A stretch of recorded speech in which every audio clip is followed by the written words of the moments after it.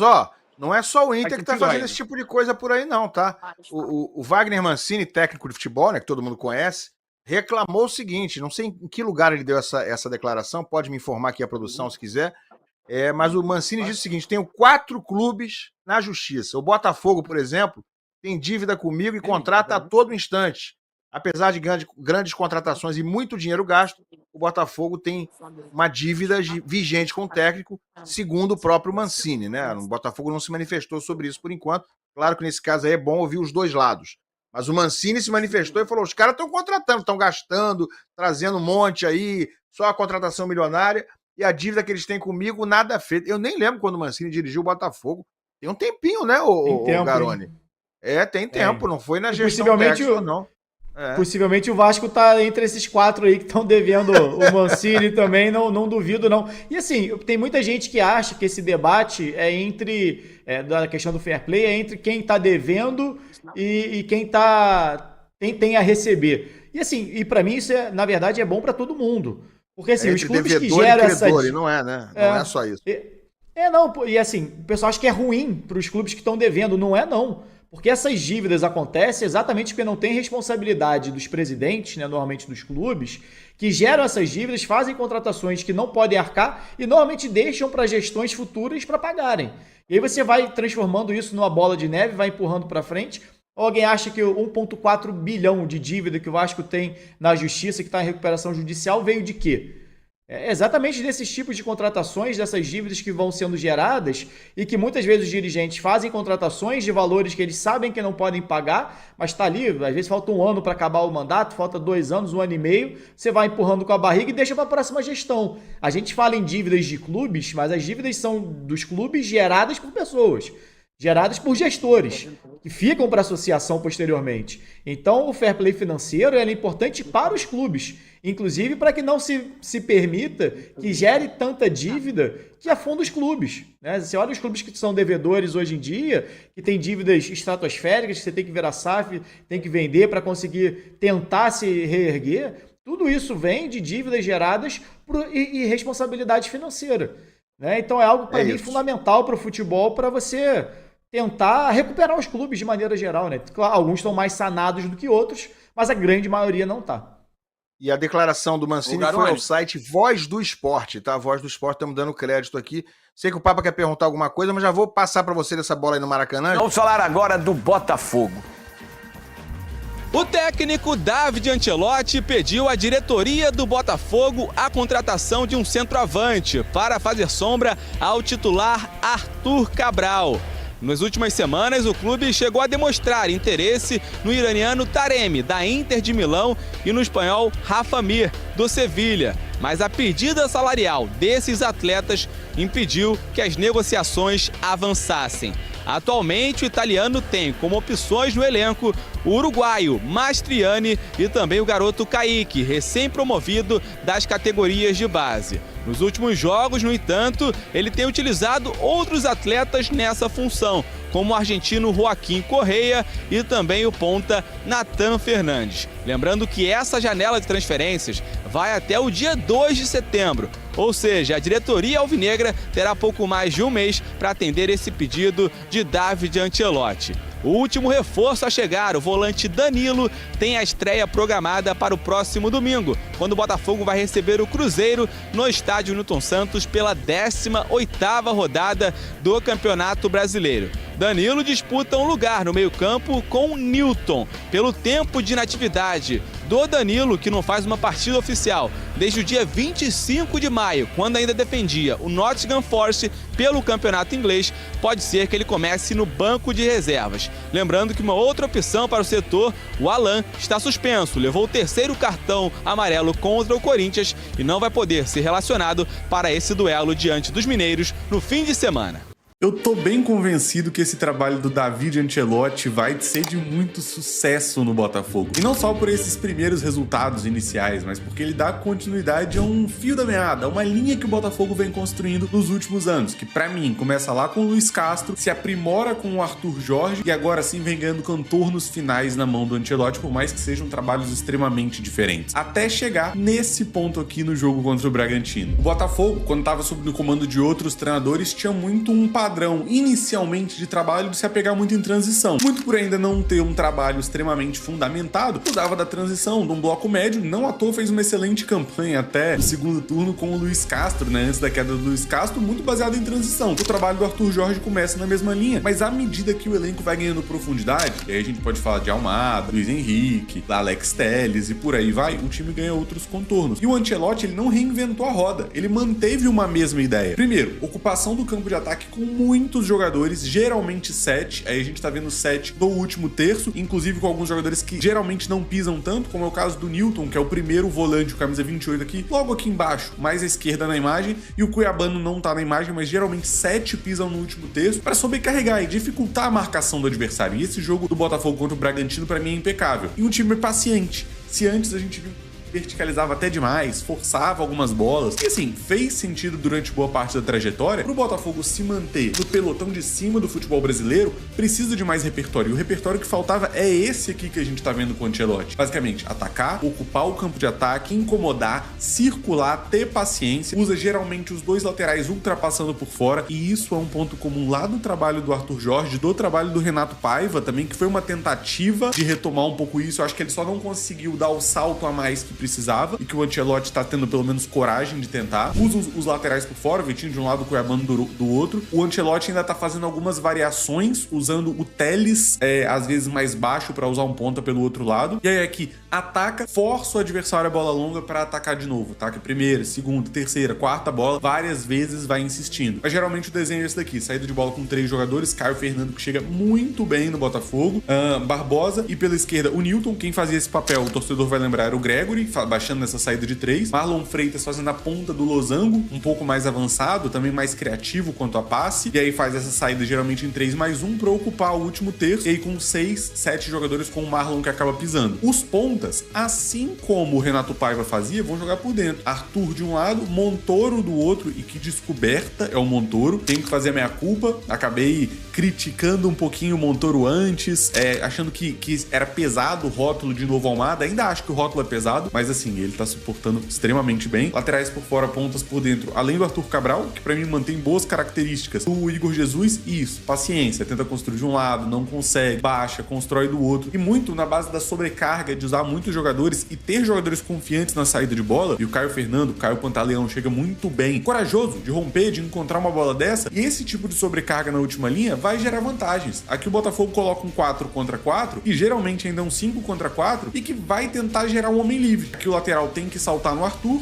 se ele salta, quem vai ultrapassar por dentro é o Vitinho. Arthur por fora, Vitinho por dentro. Vitinho por fora, Arthur por dentro, até o momento da conclusão do Montoro. E o Ancelotti, ele chegou a dar umas pistas, né, do que ele espera para esse Botafogo. Se liga no que ele falou nessa coletiva. Somos uma equipe que fecha muito bem o meio, que defende a área muito bem, que sabe jogar um futebol especulativo, que pode contra-atacar. Quero que o time seja dominador na primeira parte do jogo, que recupere a bola rápido, que pode sempre atacar 2 vezes. E acho que nos primeiros 30 minutos fizemos isso. Mas é uma maneira de jogar que é cansativa e temos que aproveitar mais desse domínio. E um ponto que ele fala muito é sobre essa qualidade de pressionar e incomodar o adversário, que o Botafogo tá de preto e vai tentar atacar uma vez, vai perder essa posse, vai recuperar, vai incomodar para atacar de novo. E mais uma vez, ele até fala, né, finalizar e depois tentar finalizar uma segunda vez. E o Botafogo vai ocupando esse campo de ataque e vai circulando, tendo essa paciência para mostrar que não é algo que foi exclusivo do jogo contra o Bragantino, que era um jogo teoricamente mais fácil, para uma fase ruim do Bragantino, mas o jogo contra o Corinthians faz isso, em outras partidas no campeonato tem feito isso também. Essa paciência para construir de um lado, não conseguir, tentar construir do outro, perde a posse, insiste, pressiona, contra-pressiona, vai ocupando o campo de ataque. Esse lance em específico não vai terminar em nenhuma conclusão genial, mas que obviamente na insistência, nesse tipo de padrão de jogada, em algum momento você vai conseguir chegar no último terço e incomodar e marcar. Por exemplo, aqui mais uma vez, recupera e vai seguir atacando. Até uma finalização aqui e mais uma vez, recupera e segue esse mesmo padrão. Quer ver um outro jogo que isso acaba acontecendo também? Aqui contra o Sport ainda não estava estão moldadas essas ideias. Você tá vendo? Tem um Botafogo atacando mais vertical, mais em ataques rápidos, mas essa pressão e contra-pressão acaba acontecendo também. O jogo contra o Sport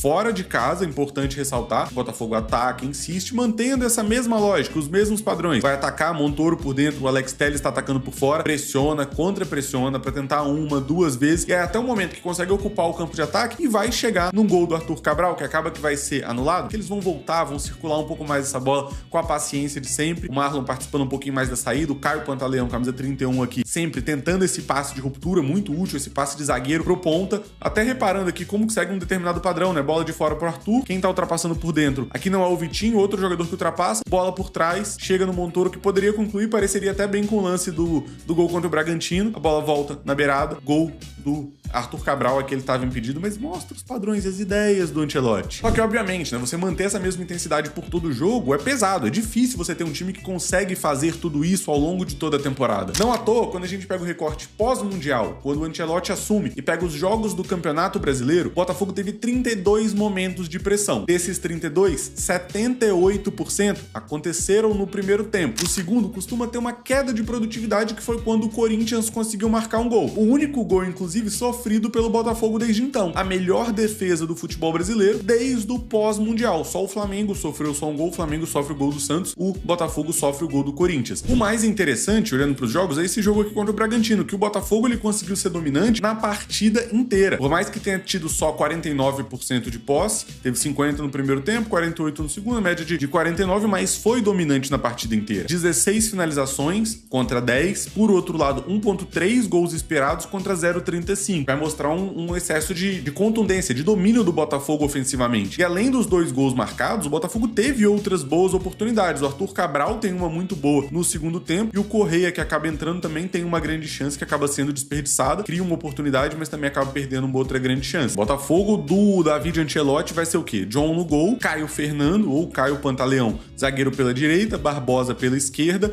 Vitinho de lateral direito, Alex Telles de lateral esquerdo, e vai ter algumas variações com uma possível entrada do Cuiabano também, que também pode jogar numa segunda linha. Tem jogado o Newton de primeiro volante, mas o natural é a gente ver ao longo das próximas partidas o Danilo assumir esse papel, Marlon Freitas de titular, esse que vem se tornando incontestável, assim, né, muito pela regularidade, pela liderança dentro do time, Savarino de camisa 10, Montoro conquistou a vaga pela esquerda, coisa que o Botafogo ainda não tinha conseguido encontrar quem que seria esse jogador. O Cuiabano também pode fazer esse papel, mas acredito que é muito difícil alguém roubar esse papel do Montoro. E pelo lado direito, o Arthur ainda tem a possibilidade do Correia, do Santi Rodrigues, do Cuiabano, entre outros jogadores. Mais na frente, o Arthur Cabral, que para mim tem características muito parecidas com o do Igor Jesus. Movimento muito interessante, muito eficiente do Botafogo nessa troca de papéis, nessa substituição depois da saída do Igor Jesus. Na prática, quando o Botafogo tem bola, a gente tem visto cada vez mais o Botafogo ocupar o campo de ataque, ser menos um time de transição e um time de mais ataques cadenciados, mais ataques posicionais, o que a gente vai ver refletir ao longo da temporada também no aumento da média de posse de bola. Isso eu vou mostrar daqui a pouco pra vocês também. O Caio Fernando geralmente abre, Barbosa centraliza, pela esquerda geralmente baixava o Gregory, agora a tendência é a gente ver baixando o Danilo, Alex Telles ultrapassa, Vitinho ultrapassa, Marlon Freitas faz aquele mesmo losango, e a gente vê aqui um time que ataca com 6 jogadores, o que vai sobrecarregar a linha de defesa adversária, mais o Arthur Cabral com boa presença de área, e um sétimo que é o Marlon Freitas, que acaba pisando também. O que tem de alternativa? Geralmente esses espaços vão continuar sendo ocupados. No lance do gol do Montoro contra o Bragantino, o Arthur pisa por fora, o Vitinho ultrapassa por dentro, e vão desistir esses tipos de variações. Não é um modelo estático. Além disso, no jogo contra o Corinthians, eu vou mostrar alguns números depois também para ajudar a confirmar, é interessante porque o Ancelotti ele promove algumas alterações. Ele passa a usar o Alex Telles fazendo essa saída de bola com 3 jogadores, ele passa a usar um ponta aberto pela esquerda. Acho que ele vai até com o Cuiabano nessa partida e muda um pouquinho a configuração da equipe para poder alterar o desenho, ajustar as peças do Telles, que tem um perfil mais construtor, aproveitando do adversário de uma maneira diferente. Aqui para confirmar um pouco e mostrando as variações que o Ancelotti tem colocado nesse time, né? A gente vê aqui um Botafogo mantendo esse mesmo desenho, a gente vai ver esse losango fazendo na saída aqui com o 31, o 20 e o 13, o Alex Alex Telles, e o camisa 25 é o Alan aqui, fazendo a ponta do losango. O Newton, o 28, ele foi usado numa segunda altura, praticamente como joga o Savarino, um pouquinho mais atrás, dividindo um pouco essa contribuição ali como volante, tentou proteger um pouco mais também, segurando um pouquinho mais o Telles, mas a última linha, a configuração é a mesma. O Matheus Ponte ultrapassa pela direita, pela esquerda, quem cuida da amplitude nesse caso não foi o lateral, foi o Natan. O 30, que jogou como um falso camisa 10 ali, o Correa, acaba caindo um pouco como esse ponta pela esquerda, o Montoro, o ponta pela direita fechando, mas na frente o Arthur Cabral e o Newton com essa pisada, essa liberdade de pisada no último terço. E um ponto maneiro da gente observar também é esse mapa de passes progressivos, os passes que vão pra frente do Botafogo. O legal é a gente ver uma variedade muito grande. Tem passe pelo corredor, aqui principalmente pelo lado esquerdo, 43 passes pelo lado esquerdo, 16 pelo lado direito, 19 pelo corredor central, mais uma variação muito grande. Passes pelo corredor, passes que vão de dentro pra fora, de fora pra dentro, que ajudam o time a progredir e muito volume de passes progressivos. Foram 78, o jogador que mais contribuiu foi o Alex Telles, confirmando esse perfil mais construtor, de lateral que sabe jogar mais baixo, construindo o jogo de frente, que pode ser uma próxima fase da carreira do Telles. E olha aqui que interessante, se a gente voltar até na fala do Ancelotti, né, que ele quer ser um treinador que impõe um estilo dominante no primeiro tempo e que num segundo quer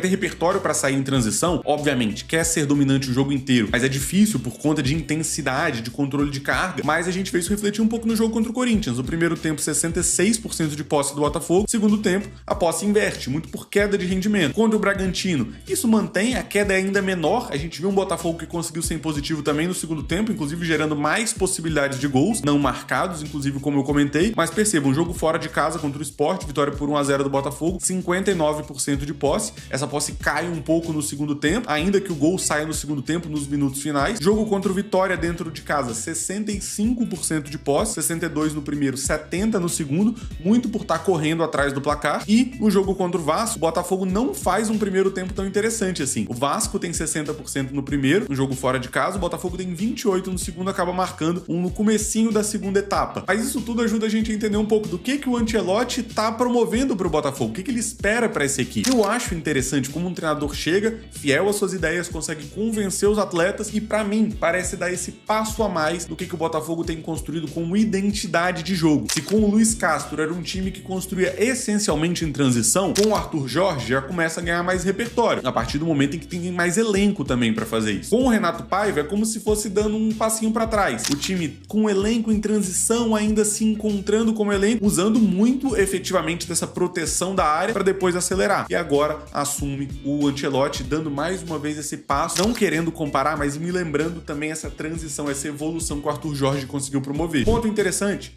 defensivamente consegue ser uma equipe sólida. O Barbosa, desde o retorno do Mundial, é o jogador com mais ações defensivas do futebol brasileiro. E olha que ele tem um jogo a menos, não tô falando de média aqui. E quando a gente fala de números totais também, o Caio Fernando é o terceiro jogador com mais interceptações do futebol brasileiro, que ajuda a contribuir com a fala do Ancelotti sobre uma equipe que consegue proteger muito bem a área também. Depois de um mal entendido no jogo anterior, parece que finalmente o Brasil sentiu em massa o dedo do David Ancelotti. Mas a parte clubista e tendenciosa da mídia esportiva parece que custa entender o que ficou claro e escancarado nessa partida. Uns fazem vista grossa, outros fazem pouco caso e acabam deixando passar a real e incrível proposta do professor italiano. Mas fica tranquilo porque daqui não passará.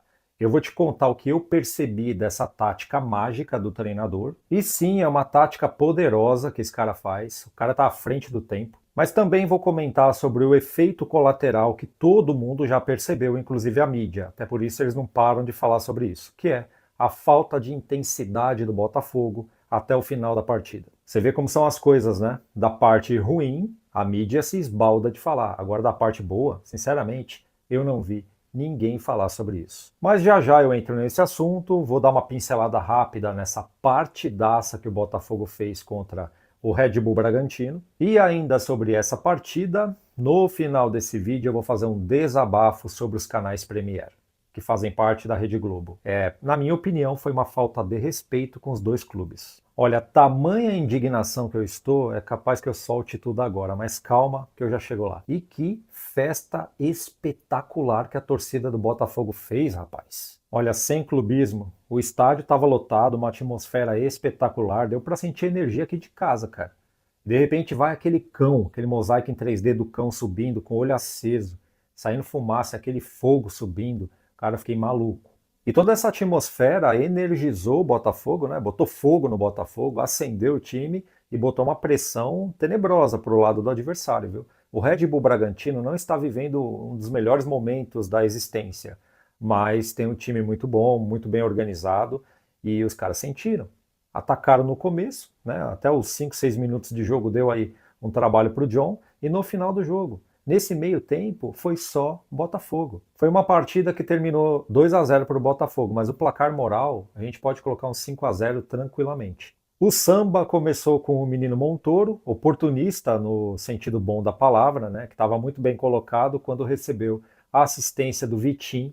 Esse garotinho Montoro é fora de sério. Ele só tem 18 anos e já está fazendo um inferno dentro de campo. Ele é muito bom de bola, cara. É um mini monstro. E pode ver, ele sai de campo com 5 quilos a mais, porque ele janta a zaga dos adversários. Eu vou fazer uma confissão aqui. Quando ele começou a puxar a bola para trás, na lateral, começou a rabiscar, depois passou para o Savarino, que deu uma cacetada e quase fez o gol, naquele momento, quase, eu chamei ele de novo Messi. Mas parou aqui, ó. Mas segurei firme e não chamei. Porque esse tipo de coisa, convenhamos, mais atrapalha do que ajuda, né?